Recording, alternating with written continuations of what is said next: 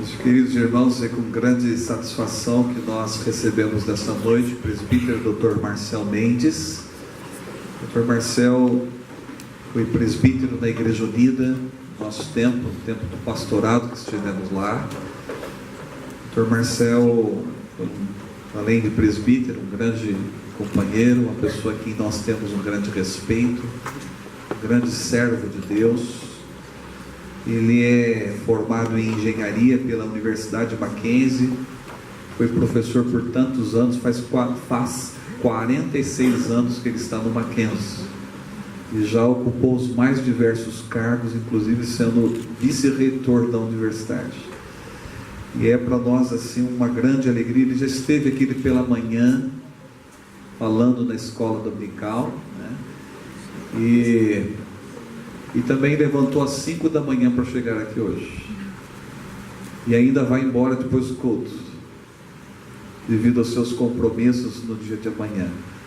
Então, Dr. Marcel, pelo esforço, pelo carinho do senhor, nossa gratidão. Também Dona Carmen, que está ali sentada, fique em pé, Dona Carmen, para a igreja a conhecer, né? Dona Carmen, esposa de pouco tempo, né? 48 anos, né?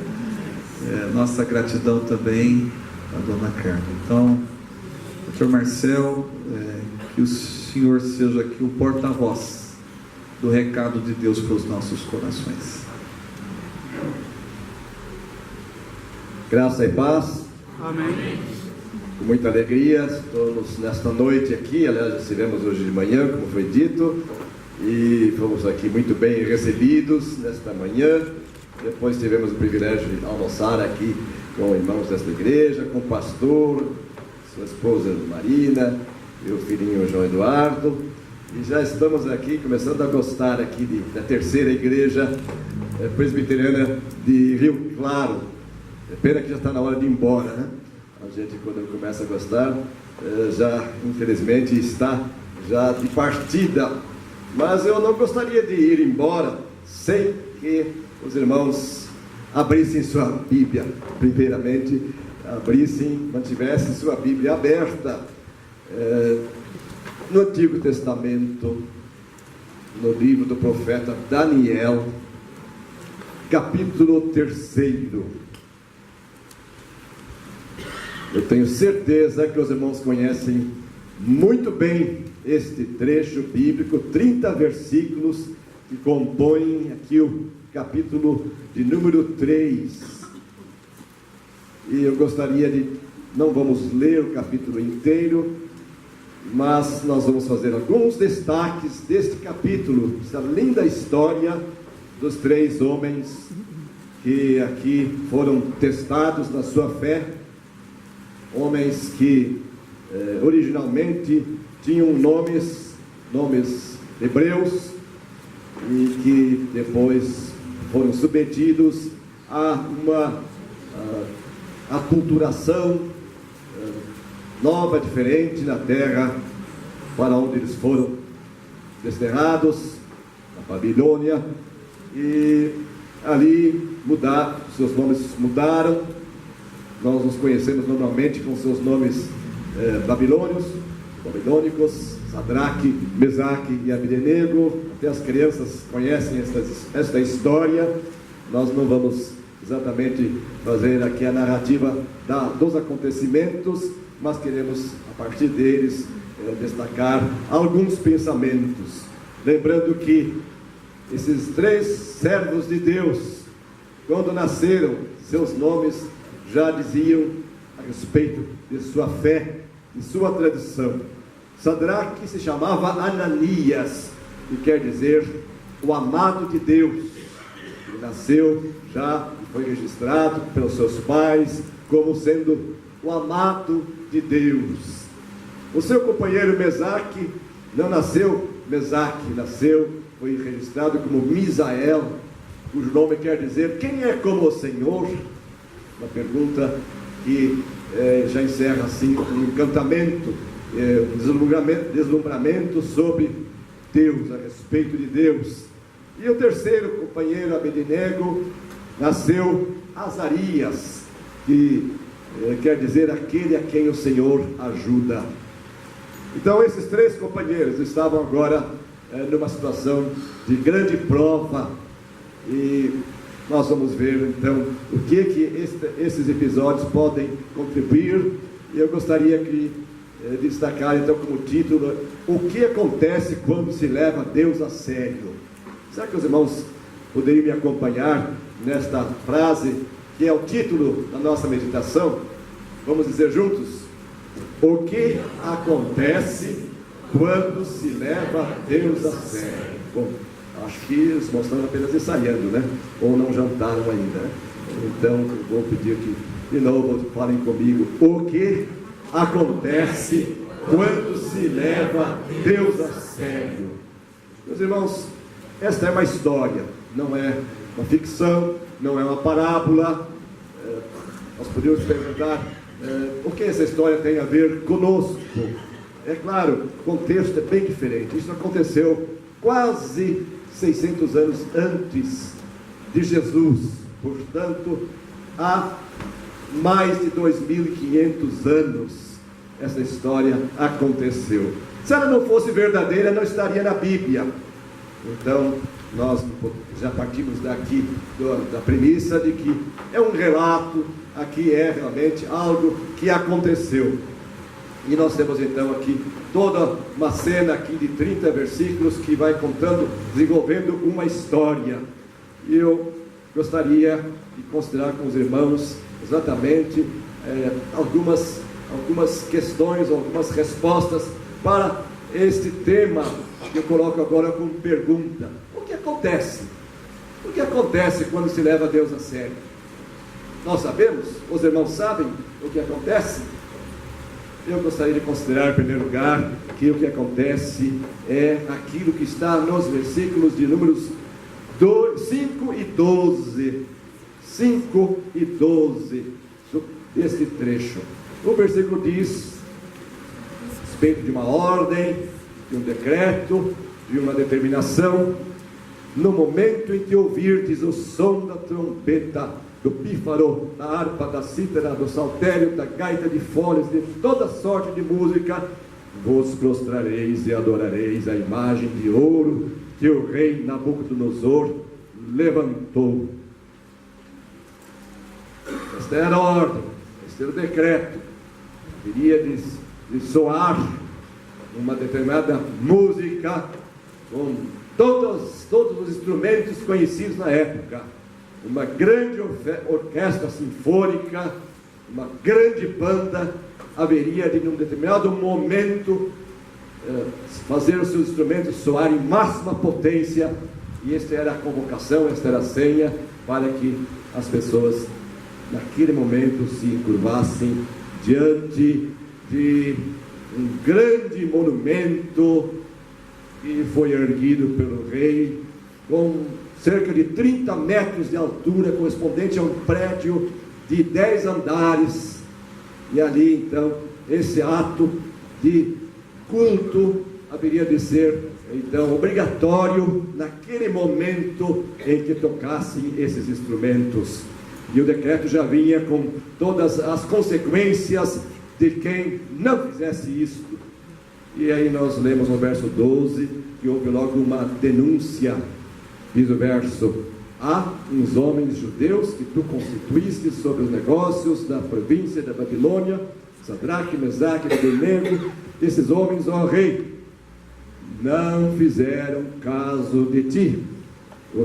A teus deuses não servem, nem adoram a imagem de ouro que levantaste. Meus irmãos, eu gostaria de aqui registrar como resposta o que acontece quando se leva Deus a sério. Em primeiro lugar, não nos encurvamos diante daquilo que desagrada a Deus. Vamos dizer juntos, meus irmãos: não nos encurvamos diante daquilo que desagrada a Deus.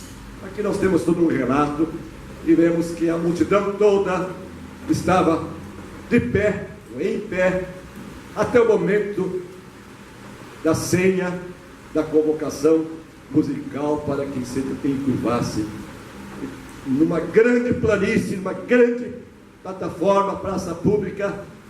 Milhares e milhares de pessoas estavam ali se encurvando, mas 3 homens não se encurvaram, ficaram em pé.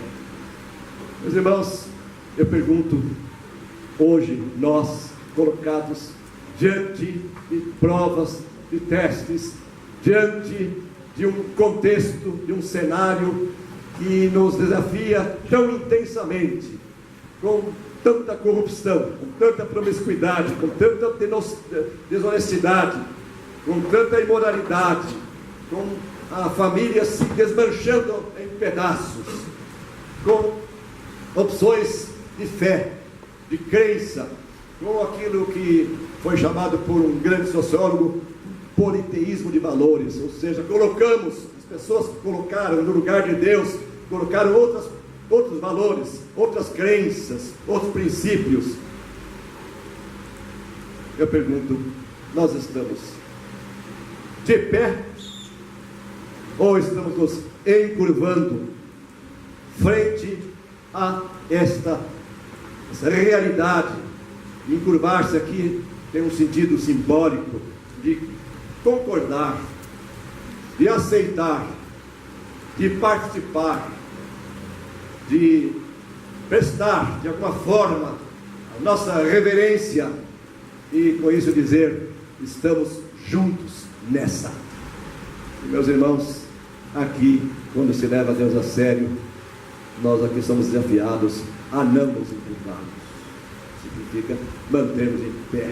E é difícil ficar em pé no meio de uma multidão que se encurva, é difícil ser minoria, ser observado, estar visível diante de tantos olhares, inclusive da autoridade suprema aqui, que estava fazendo a convocação, tanto que eles foram logo denunciados, porque havia 3 figurinhas lá no meio da multidão que não se dobraram, não renderam, não prestaram a sua homenagem à autoridade, ou seja, não prestaram o culto que era aqui requerido para a imagem que havia sido erguida por Nabucodonosor.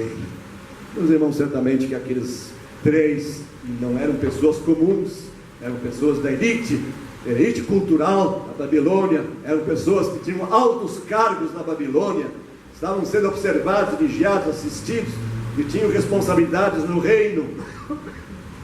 Certamente que naquele momento eles tiveram que tomar uma decisão.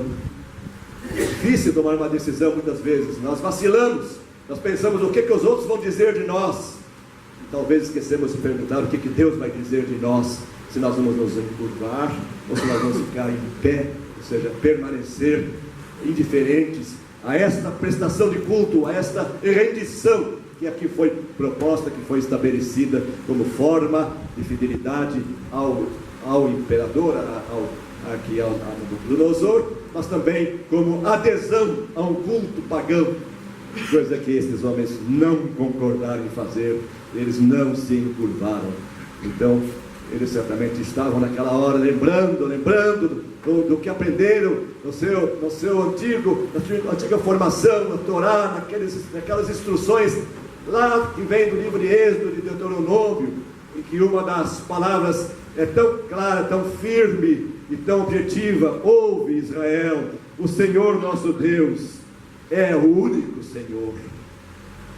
Em outras palavras também temos ali nos 10 mandamentos: não adorarás nenhuma imagem, não prestarás culto, o Senhor é único, e não há realmente nenhum espaço para um sincretismo religioso, para uma forma dupla de professar a fé em Deus e também ceder a outros valores, a outras situações. Meus irmãos, isso vale para nós também no mundo tão hostil, tão diferente daquilo que nós conhecemos, nós mais velhos, viemos a este mundo há 60, 70, 80 anos atrás, e achávamos que estávamos realmente como cristãos, talvez, moldando o mundo, e hoje percebemos que os cristãos estão tentando sim moldar o mundo, mas estão em minoria, porque as forças malignas, a sociedade está realmente em plena decomposição, e nós temos que fazer escolhas e decisões, muitas vezes difíceis.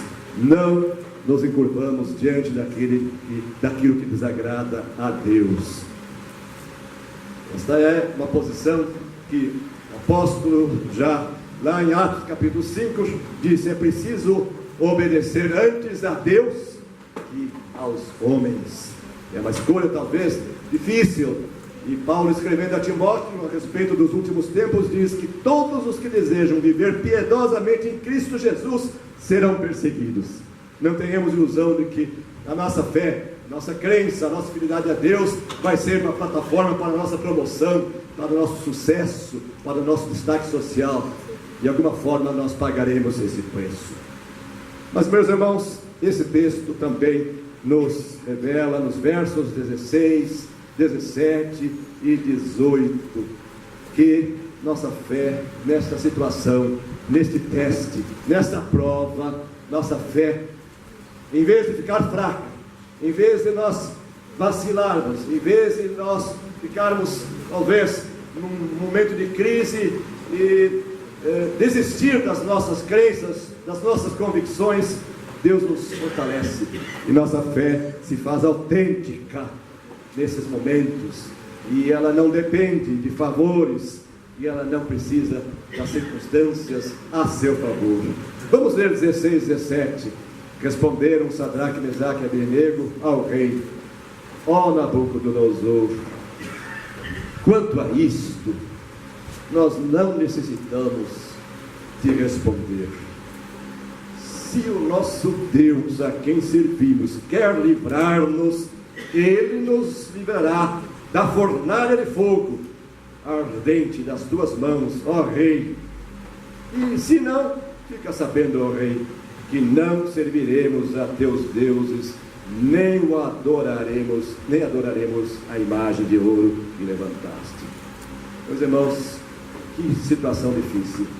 Eles foram convocados por Nabucodonosor, foram inquiridos, foram confrontados e tiveram então diante de si que tomar novamente uma decisão, porque o rei queria saber realmente porque eles não tinham se encurvado diante da estátua que ele mandou erguer. E ele até o rei desafiou e disse: vamos ver quem será capaz de livrar vocês das minhas mãos. Mas, meus irmãos, meus queridos irmãos, nós servimos a um Deus poderoso, a um Deus soberano, a um Deus onipotente. E aqui nós temos inclusive uma definição aqui, uma certa definição do conceito de onipotência. Se Deus quiser nos livrar, Ele nos livrará, Ele pode. E onipotência é exatamente isso. Deus faz tudo aquilo que de acordo com a sua vontade, ou seja, aquilo que Deus quer, Ele faz. Às vezes achamos que Deus faz tudo, mas Deus faz aquilo que Ele quer. Se Ele quisesse livrar aqueles 3 servos fiéis da fornalha, Ele o faria de forma milagrosa, extraordinária, mostrando o seu poder. Mas se não quisesse fazer isso, também eles diziam: assim mesmo nós nos conformaremos, não vamos servir, não vamos adorar, e para nós não faz diferença se Deus vai nos livrar ou não. Um rasgo de fé, realmente aqui uma profissão corajosa diante da autoridade maior que tinha o poder de vida e morte. Eles estavam dizendo: tudo bem, se Deus quiser, vai nos livrar. Se Ele não quiser, nós vamos continuar por isso mesmo firmes. E, meus irmãos, essas decisões, elas são muito difíceis. Talvez hoje nós não consigamos nem imaginar, porque vivemos um tempo aparentemente sem perseguições, mas sabemos que o cenário está realmente se fechando para a liberdade do Evangelho, e que nosso testemunho, as nossas provas, a nossa vida cristã será colocada em teste cada vez mais, e nós teremos que passar por lutas, por provações e por situações em que nós teremos que fazer escolhas, e é quando a nossa fé tem que se tornar mais forte. Nos lembramos, meus irmãos, de um personagem lá do 2º século da era cristã, um pastor que viveu e foi pastor da igreja de Éfeso, conhecido pelo nome de Policarpo, e ele sofreu perseguições muito cruéis do Império Romano e já tinha 86 anos de idade quando foi preso, exposto a juízo, e a autoridade então teria dito a ele: negue a Cristo e nós te libertaremos. E ele respondeu: 86 anos o tenho servido e ele só me fez bem. Como eu poderia negá-lo, meu Senhor e Salvador? E com isso ele recusou ser poupado da fogueira e foi martirizado, ficando o seu testemunho ainda a repercutir nas páginas da história cristã até os nossos dias. Isto foi no ano 155 da era cristã, um exemplo de martírio não voluntário, mas colocado numa condição realmente que tinha que fazer uma escolha, negar a Cristo para ser eventualmente liberado daquele momento, mas nessa altura da vida dele, morrer era uma circunstância realmente inevitável, mais cedo ou mais tarde, ou morrer de pé, ou morrer deitado, morrer queimado, ou morrer por morte natural. Mas a opção dele era: eu servi o Senhor a vida toda e ele só me fez bem, eu não posso negá-lo nesse momento. Meus irmãos, esta situação de ter que tomar uma decisão parece que está tão remota, tão longe da nossa hipótese. Nós sabemos que hoje está acontecendo em vários países. Soubemos essa semana do fechamento da China para a difusão da Bíblia, perseguições a cristãos, destruição de templos, assim de forma ostensiva. Nós não sabemos o que mais vai acontecer nesses países onde o Evangelho tem entrado com muita dificuldade e as pessoas têm colocado o seu testemunho em prova. E nós aqui, talvez, estamos ainda achando que isso não diz respeito ao nosso mundo, mas certamente que em algum momento nós teremos que fazer uma opção. Imagine aqueles jovens cheios de vida, cheios de projetos, com uma carreira promissora, com cargos elevadíssimos no reino da Babilônia, e tendo perante a autoridade maior que dizer: nós estamos dispostos a morrer. Meus irmãos, não estou convidando ninguém aqui ao martírio, mas estou aqui querendo refletir com os irmãos, pensar que nossa fé, ela precisa se tornar forte, autêntica, e deve ser realmente fortalecida diante dos testes, diante das provas, diante das situações em que temos que fazer escolhas. Isto não é apenas história do passado, e para isso se faz necessário que Deus realmente possa nos usar, nos também capacitar, e possa nos suprir de ousadia, de coragem, e nós certamente teremos que buscar realmente socorro do Senhor, pois que diz a palavra: sem fé é impossível agradar a Deus. Às vezes achamos que a fé é apenas uma questão teórica, de uma disposição mental, mas ela tem implicações, e as implicações são muitas vezes de consequências muito sérias. E Paulo, também consciente de que a sua vida era um testemunho, ele sabia que mais cedo ou mais tarde também haveria de ter que se colocar no altar do sacrifício. Ele disse uma vez, escrevendo aos Filipenses, e para isso ele já estava preso nessa ocasião: Cristo será engrandecido no meu corpo, quer pela vida, quer pela morte, porque para mim o viver é Cristo e o morrer é lucro. Meus irmãos, nós, diz o autor da carta aos Hebreus, nós não somos daqueles que retrocedem e são destruídos, mas nós somos daqueles que creem e são salvos. Esse texto está na Bíblia, sua Bíblia, Hebreus 10:39. Nós não somos daqueles que retrocedem e são destruídos, mas somos aqueles que creem e são salvos. Fiquemos fiéis à palavra, fiquemos em comunhão com Deus, busquemos que o Senhor nos use em todas as situações e contextos, na facilidade e na dificuldade, na saúde ou também na enfermidade, na prosperidade ou na adversidade. A nossa fé é testada e ela ganha reforços da parte de Deus, se nós estivermos dispostos realmente a honrar a nossa fé. Mas, meus irmãos, não nos encurvamos, nossa fé se fortalece. Nós podemos dizer também desse texto, com outro destaque aqui nos versos 22 a 25, os irmãos bem conhecem o que aconteceu. Nós podemos dizer que da adversidade surge a vitória, da prova vem o livramento. Podemos dizer até em tom poético que no deserto brotará água, porque nós podemos realmente esperar coisas extraordinárias de nosso Deus. Quem poderia adivinhar? Quem poderia prever? Quem poderia desenhar esta cena em que 3 homens foram jogados na fornalha superaquecida, amarrados, e pouco tempo depois eram 4, estavam soltos, e o fogo não causou nenhum dano. Essas pessoas estavam ali entre si, num clima absolutamente independente do fogo, como se realmente nada estivesse acontecendo com eles, tanto que estavam andando, passeando no meio do fogo, e tinham ali uma 4ª pessoa. E, meus irmãos, eu pergunto aos irmãos, quem era essa 4ª pessoa?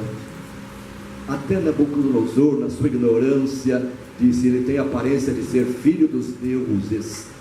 E nós podemos dizer, de uma forma um pouco mais alinhada com a teologia, dizer, tratava-se certamente de uma epifania, de uma situação, uma teofania, em que Jesus, antes de vir a este mundo em carne, ele já se revelou no Antigo Testamento, muitas vezes é chamado o anjo do Senhor, e aqui o Senhor estava presente, aqui também na fornalha.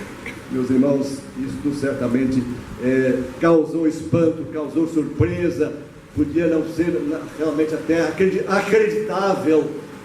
Servos de Deus, creio que haviam lido aquilo que está no livro de Isaías, que foi escrito 150, quase 200 anos antes. Quando você atravessar as águas, eu estarei com você. Quando você atravessar os rios, eles não o encobrirão. Quando você andar através do fogo, não se queimará, as chamas não o deixarão em brasas. Isso está em Isaías 43, verso 2. É preciso confiar, é preciso crer, é preciso exercitar a fé, mas é preciso saber que esse Deus poderoso, querendo nos livrar, livrará, querendo manifestar a sua glória, querendo realmente colocar, inverter todas as expectativas e fazer que 3 homens se apresentem como 4 e que contrariem todas as leis da física, da combustão, daquilo que diz respeito à destruição no fogo. Deus é capaz de fazer muito mais do que pedimos ou pensamos.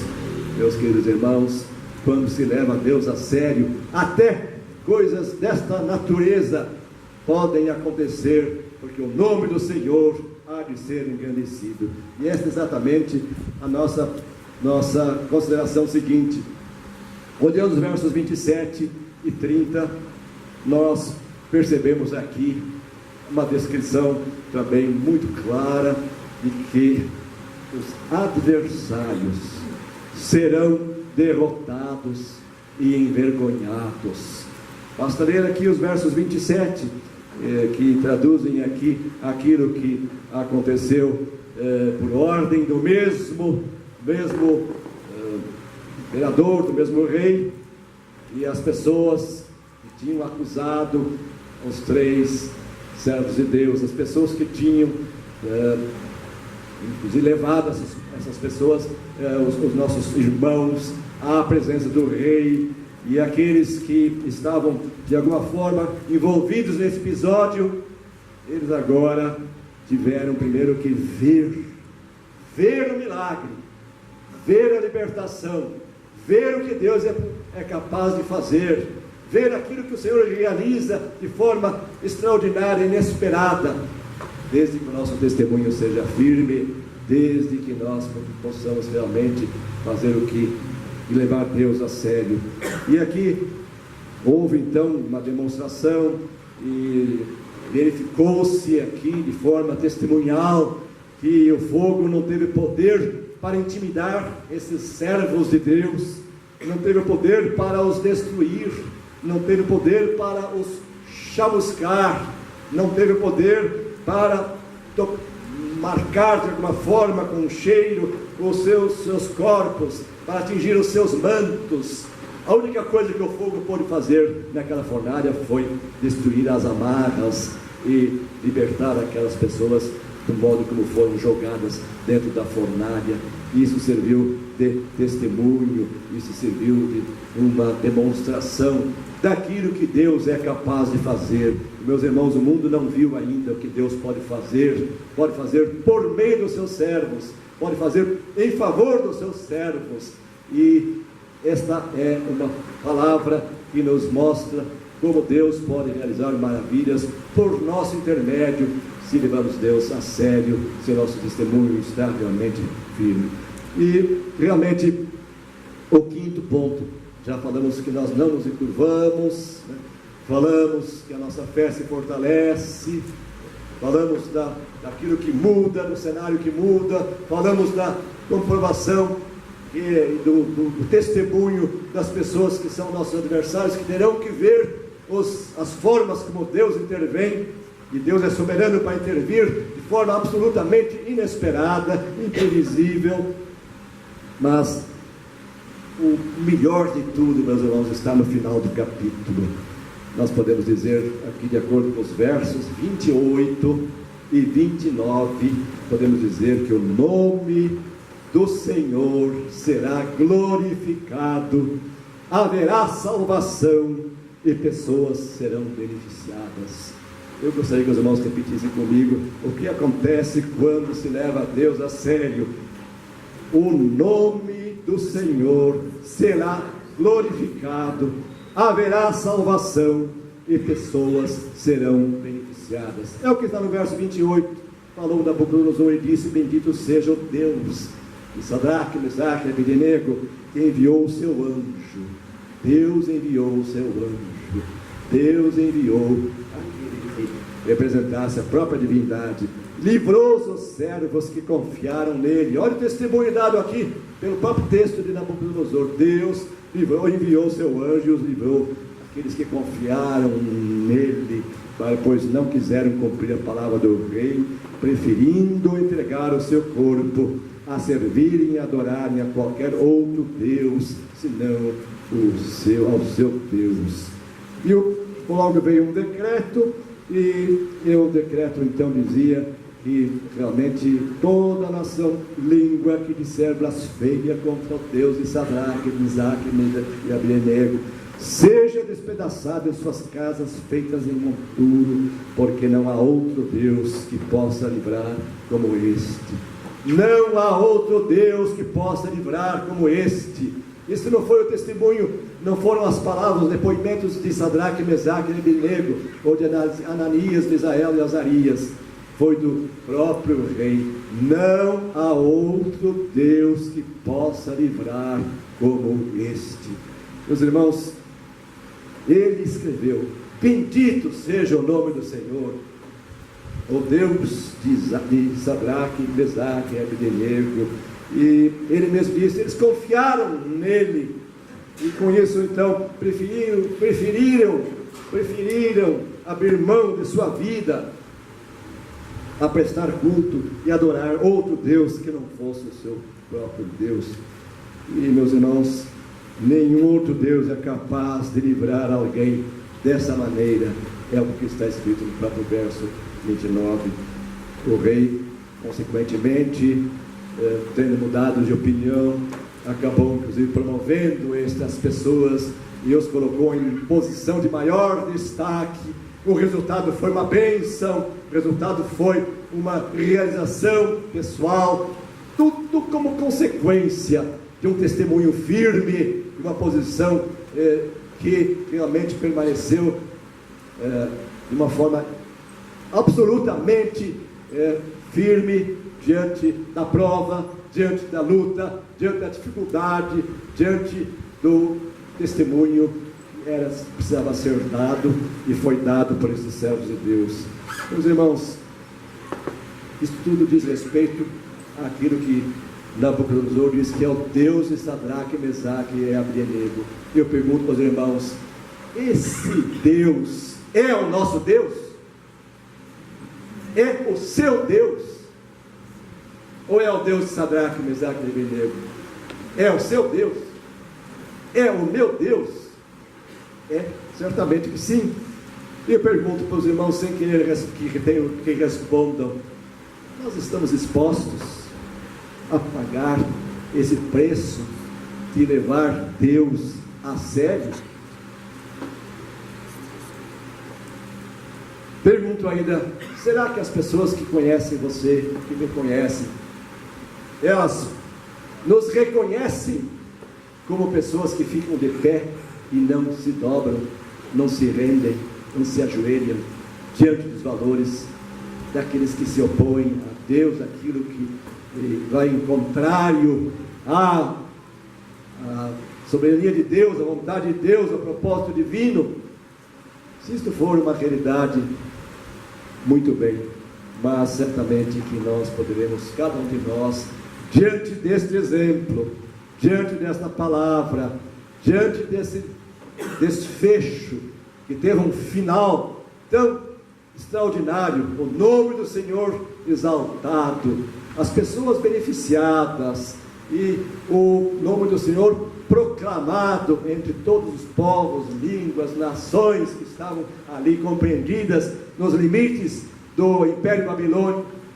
Certamente que nós podemos dizer que aqui está um belo exemplo, está um ótimo caso para que consideremos a nossa vida diante de Deus com a necessária firmeza, convicção, segurança, clareza de testemunho, fidelidade a Deus, abertura para que o Espírito Santo, por nosso intermédio, possa falar, possa testemunhar e que vidas sejam abençoadas. O Senhor Deus nos abençoe nesta noite e nos permita ficar de pé, porque já é uma grande coisa no reino de Deus ficar de pé. Que o Senhor nos abençoe. Amém. Amém.